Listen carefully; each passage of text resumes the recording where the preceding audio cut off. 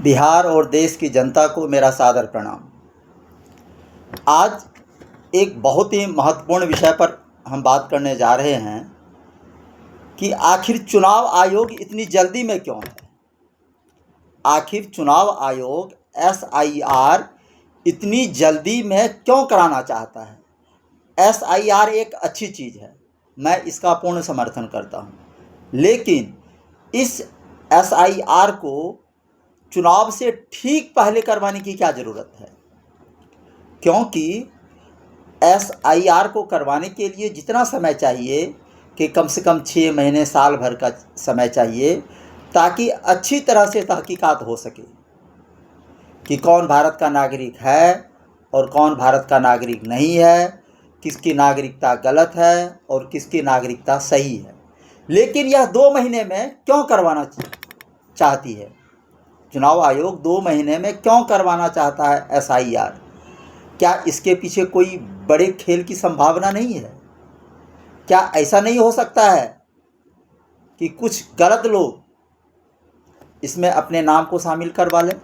क्योंकि बिहार में जिस स्तर का भ्रष्टाचार है कि पैसे दे करके आप कोई भी कागज़ बना सकते हैं, तो क्या यह संभव नहीं है कि पैसे देकर गलत डॉक्यूमेंट्स बना करके उसे नागरिकता दे दी जाए? क्या चुनाव आयोग यह जांच कर पाएगी? 1 महीने के अंदर यह सब देख पाएगा? इसीलिए हम SIR को इतनी जल्दी करवाने पर विरोध कर रहे हैं। SIR तो बहुत ज़रूरी है, वह बिहार ही नहीं पूरे देश में होना चाहिए, हर एक राज्य और पूरे देश में होना चाहिए, ताकि सबकी गलतफहमी दूर हो जाएगी कि कितने यहाँ बांग्लादेशी रहते हैं, कितने पाकिस्तानी रहते हैं, कितने रोहिंग्या रहते हैं। सारी गलतफहमी दूर हो जाएगी और लोग शांति से रह पाएंगे। इसलिए SIR तो बिल्कुल ज़रूरी है और बहुत ज़रूरी है, लेकिन इतनी जल्दीबाजी में क्यों है SIR? जनता दल यूनाइटेड के एक नेता हैं कोई, वो बता रहे थे कि चुनाव आयोग को न भूगोल का पता है न इतिहास का पता है। बिल्कुल सही कह रहे हैं वह, क्योंकि सबको पता है कि बिहार में अभी बाढ़ का समय है, चारों तरफ जलमग्न रहता है, और उससे भी बड़ी बात खेती का समय है। किसान और मजदूर फसल लगाएंगे या अपने कागजात ढूंढने जाएंगे, और बिहार में कोई भी कागजात आप बनवाने जाइए, बिना पैसे का कोई कागजात नहीं बनता है, और पैसे नहीं देंगे तो दौड़ते दौड़ते आपके चप्पल घिस जाएंगे। कभी कोई बहाना, कभी कोई बहाना, कभी कोई बहाना, और यह सब सही आदमी के साथ होता है जो कि सही नागरिक है। कोई बांग्लादेशी नहीं है, भारत में पैदा हुआ, उनके माता पिता दादा सब भारत में ही पैदा हुए, उनके साथ ऐसा होता है। तो इस समय में यह करवाने की क्या ज़रूरत है? उससे भी बड़ी बात, बिहार से बाहर जो करोड़ों लोग रह रहे हैं, दिल्ली में, मुंबई में, बेंगलोर में, चेन्नई में, गुजरात में, कलकत्ता में, असम में, वह वहाँ खेती करने गए हुए हैं या कोई और काम करने गए हुए हैं, कोई पेशेवर है, वह तो नहीं आ पाएगा। तो फिर उसका फॉर्म कैसे भरा जाएगा? जाली दस्तखत के द्वारा उसका फॉर्म भरा जाएगा, और उसके डॉक्यूमेंट्स जो आप डॉक्यूमेंट्स मांग रहे हैं वह आया ही नहीं, वह डॉक्यूमेंट्स उपलब्ध नहीं कर पाया, तो उसकी तो नागरिकता चली गई, उसकी तो वोटिंग राइट आपने छीन ली। उसके बाद लाखों छात्र, क्योंकि पिछले 20 वर्ष में नीतीश जी ने बिहार में ऐसी शिक्षा व्यवस्था बनाई है कि ज़्यादातर छात्र पलायन कर दूसरे राज्यों में पढ़ने जाते हैं, और नीतीश जी कहते हैं कि मैंने बहुत सारा काम किया है। तो फिर इतने छात्र बाहर क्यों पढ़ने जाते हैं? इतने लोग नौकरी करने क्यों जाते हैं? और जो सबसे बड़ी बात है कि जो लोग दिल्ली में रहते हैं, मैंने हजारों लोगों से बात की है, कोई यहाँ से नहीं गया है, कोई यहाँ से नहीं गया, चाहे वह मजदूर है या कोई छात्र है या कोई शिक्षक है, सब यहीं पर है। तो उनका फॉर्म तो वहाँ जमा हुआ नहीं, तो इसका मतलब क्या चुनाव आयोग उसकी नागरिकता छीन लेगा। और उससे भी बड़ी बात, चुनाव आयोग 1 महीने के अंदर जो भी डॉक्यूमेंट्स जमा हुआ है उसकी जांच कैसे करेगा?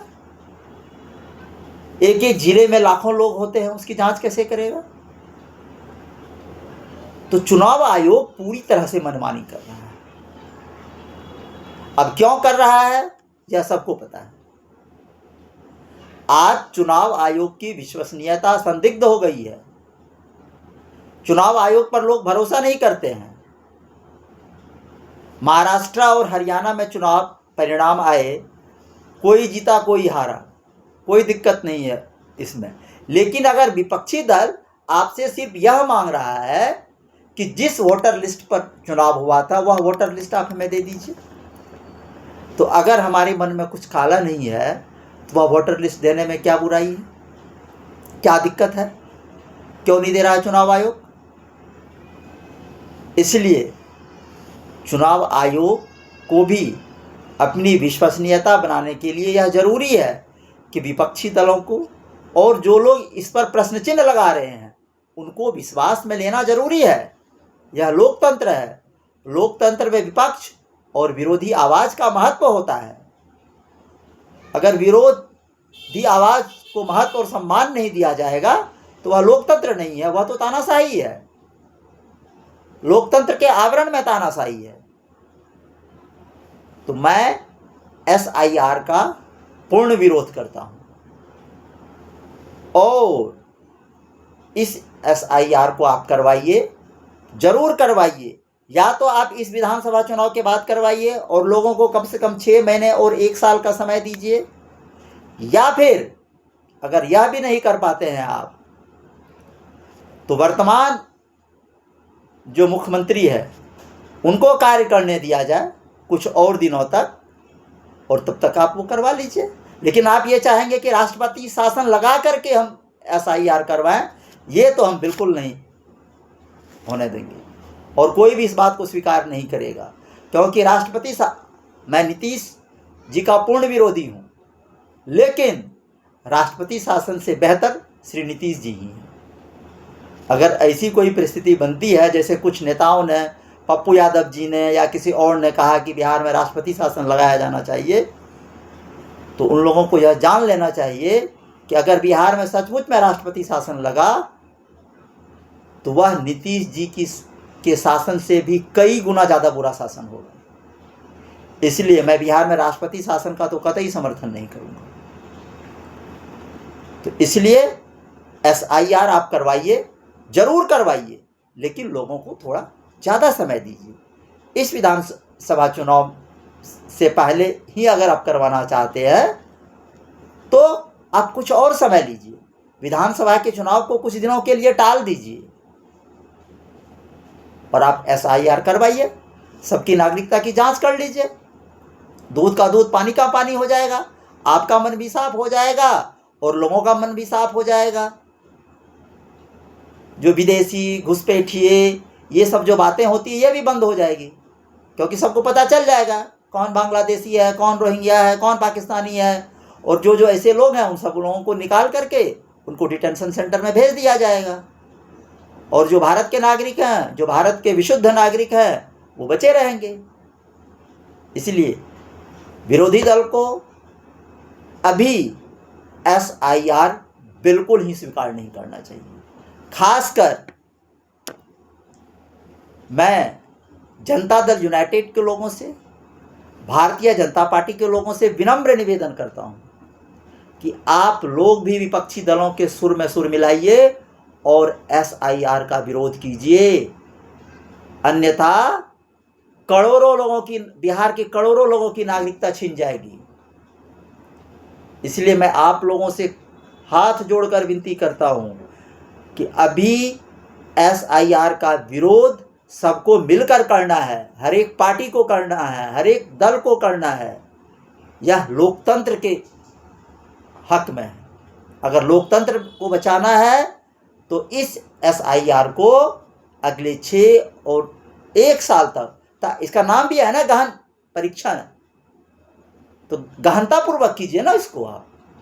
आराम से कीजिए, एक एक बिंदु की जांच कीजिए। आप जल्दीबाजी में बहुत कुछ छूट जाएगा और उससे भी पहले आपको बिहार में भ्रष्टाचार पर लगाम लगाना पड़ेगा, क्योंकि वहाँ पर भ्रष्टाचार के तरीके से कोई भी डॉक्यूमेंट्स बनाए जा सकते हैं। इसलिए मैं आप लोगों से विनती करता हूँ कि अभी SIR को या तो रोक दीजिए या फिर इसको कुछ समय दीजिए, अब बाद में विधानसभा चुनाव करवा लीजिए। और विपक्षी दलों को विश्वास में लिया जाना बहुत ही जरूरी है। धन्यवाद। जय हिंद, जय बिहार।